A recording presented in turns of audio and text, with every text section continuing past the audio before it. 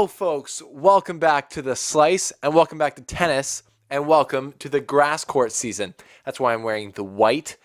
We have a lot to get into on this episode. We're going to take a look at the grass season, the very short, very small, very disproportionately small grass season, and talk about who's the most dangerous players on the surface in 2019, taking in a lot of factors here. We're also going to check in on the tournaments that are happening currently and just take a look at what's going on. So I'm stoked you're here, and let's get into this episode of The Slice. Welcome to The Slice. Welcome to The Slice. Welcome to The Slice.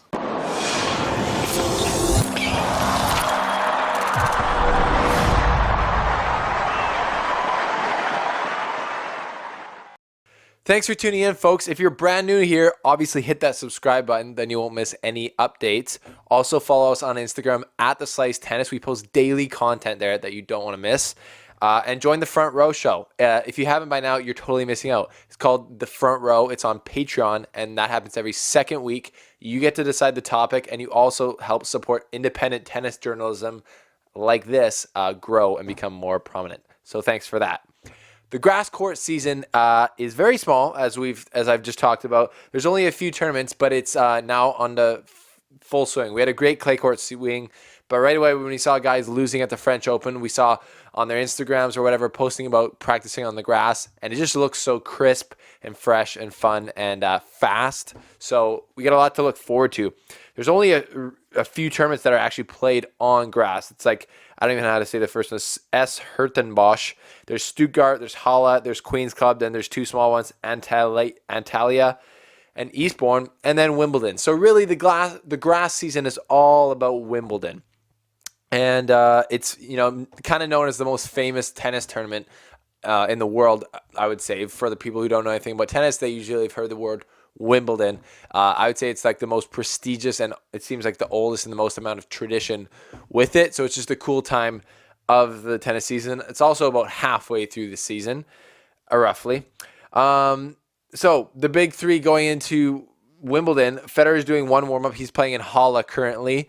Nadal is, to my understanding, having 0 warm-ups, and Djokovic is also having 0 warm-ups. So Federer's always had at least one warm-up. Usually he's played Stuttgart, but he did not play this year. He just played his first match against Millman, winning 7-6, 6-3. He looked okay. I'd say one warm-up is definitely good for him. He actually joked about, in his post-match interview, he joked about finding the right power to use for his forehand on grass. And he joked that, he said, in quote, his forehand can get to a certain level, and he said that with a grin, meaning that he can get to like all-time greatness with his forehand, and it can be good. And obviously grass is where it's arguably been the best. So he's just figuring that out. But getting through a tough guy like Millman, who obviously beat him at the US Open, is a good sign for him. So he's warming up for Wimbledon. Another thing I'm excited to see in this grass is how some of these young players who have been proving themselves lately on the clay and the hard court season before that, how they're going to shape up on the grass. Like Dominic Thiem has historically only been a slow court player, but he's getting better on the hard courts and the faster surfaces, obviously winning Indian Wells, and just looking better. I think he looked better at the Australian Open. I actually can't remember how far he got there.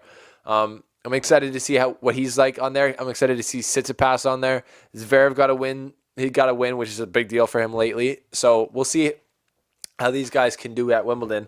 But the question of today's grass season preview is, who are the most dangerous players on grass in 2019?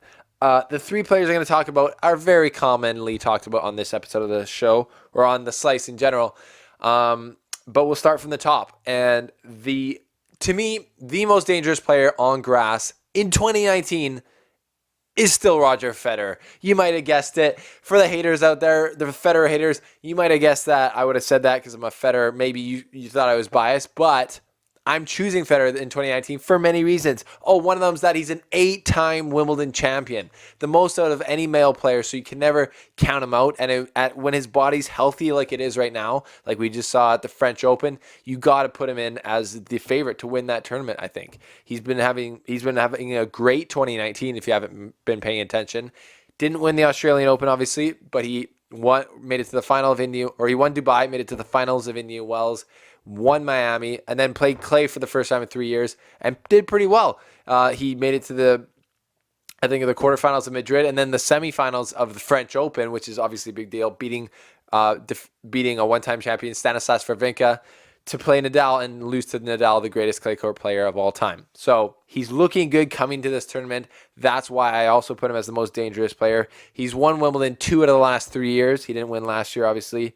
So that's why I think he's coming into this tournament. When his body's healthy, that means he can have confidence. And when he has confidence on the grass, there's never been anyone better to do it. So that's why I'm putting Roger Federer as the most dangerous player on clay.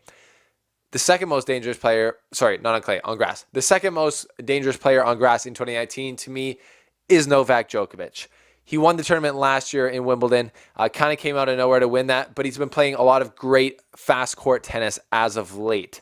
Examples of that are Wimbledon 2018 winner, Cincinnati kind of faster court 2018 winner, Australian Open pretty fast court 2018 winner. So he's been playing a lot of great hard court tennis. I put him beneath Federer because he hasn't had a consistent 2019. They did the same. They got to the same level of the French Open, and Federer lost to I would say more worthy opponent. Djokovic lost to Thiem. Federer lost to Nadal. That's up for speculation, but coming into this grass season, I have more confidence in Federer than I do in Djokovic, but you still have to give Djokovic a lot of weight behind his entry into Wimbledon because he won it last year and he's hungry and he's a big-time, big stage player. So he's going to bring the goods for sure at Wimbledon, but I think he's the second most dangerous player on grass in 2019 behind the man, Roger Federer. And the third most dangerous player on grass is not a given, but it is Rafael Nadal. Because to me, he's also been playing better fast court tennis. Not as good as Djokovic because we saw him kind of get schooled in the Australian Open final against him. But he did play in the Australian Open. He exhibited a lot of tennis where he's being more aggressive off the bat, off his serve on his second shot following his serve, and flattening out of a lot of his shots. I love seeing this progression in his game where he's used to just obviously use a lot of topspin, but he still can do that. We saw that in the French Open, but on a hard surface where he doesn't want to run as much, he can do that. His body should be feeling fine. He did obviously just play the whole clay court season, so that has been a problem sometimes for him transferring over to the grass. No warm-up tournaments for him, which is kind of normal. So I think he's the third most behind the top two guys for the reasons I've given. He's won Wimbledon 2 times less than Djokovic and 6 times less than Federer. So that just makes sense to me and just where they're at. I know he just did win the French Open, but he's done that a lot and then come into Wimbledon and not done well. So I just think that he's going to do better than he maybe has in the past few years, even though he did do well last year. So last year was a positive. That's another reason why I think he can do well and he's dangerous. It's because he made it to the semifinals last year, losing to Djokovic in a very tight match, and he could have easily gone on to win that tournament if he had won that match. So I'm excited to see a lot of different players like Anderson, Kevin Anderson, Juan Martín del Potro, Milos Raonic, all these guys play. Andy Murray is playing the doubles at Queens. Will he play in the main draw at Wimbledon? I think he will because I heard a quote and I saw it on the Slice Instagram that said he is playing pain-free right now, which is what he wanted to get to. So I think he would enter into Wimbledon. We'll have to obviously confirm that when the draw comes out. But yeah, that's my top 3 most dangerous players on grass in 2019. I'm excited to see, like I said, some other young guys like Tsitsipas and Thiem play. But who are your top 3 most dangerous players on grass in 2019? And how stoked are you for the green surface, the fast surface known as the grass court? Thanks for watching this episode of The Slice. Sign up for the front row. Check it out. It's the link below. And we'll see you next time on The Slice. Thanks for watching, folks. This has been The Slice. Click here to subscribe. Don't miss any updates. Click here to watch another awesome video. And click here to join the front row and help support tennis journalism like mine grow and become get to more tournaments and stuff like that. Anyways, more is explained on Patreon. Click the link below or click right here.